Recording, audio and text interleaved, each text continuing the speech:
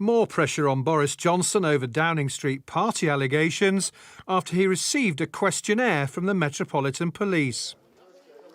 On a visit to Poland for talks on Ukraine, the Prime Minister bought himself some time on giving answers in public. I will have more to say on all that when the process is complete. But now he's one of more than 50 people across Downing Street asked to give a reasonable excuse for attending alleged parties.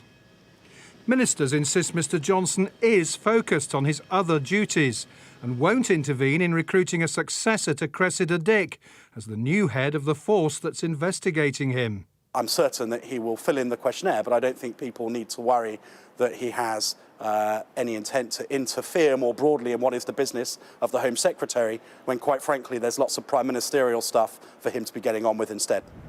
Lawyers claim sending questionnaires, which have the same status as an interview under caution, is unusual, and also point out that lockdown rules were toughened between the first alleged parties and the later ones. The Bring Your Own Booze 20th May garden party in 2020, the large gathering organisation offence wasn't in place then. But by the time you get to December and the later parties, events, gatherings, that offence will be available and the £10,000 fixed penalty notice.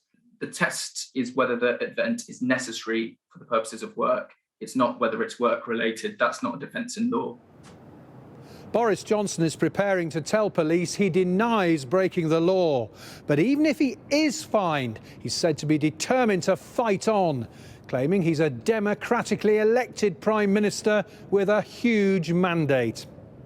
But the pressure is piling up. 3 former Tory leaders have criticised the PM. Theresa May in the Commons, Sir John Major in a speech this week, and Sir Ian Duncan-Smith, who claimed it'll be very tough for him to continue if he's fined. That's a view backed by other senior Conservative MPs. Due process indicates that if anyone who is in a position of having made laws then breaches the same laws, I think it's pretty difficult for them to continue. We, above all people, just have to stick with them, whether you're a backbencher or whether you're a minister. And that, I think, that's the basic principle of respect for the rule of law, basically. Having survived until Parliament's half-term recess, the PM is at Chequers this weekend, and he now has until next Friday to respond to the Met's questions. John Craig, Sky News.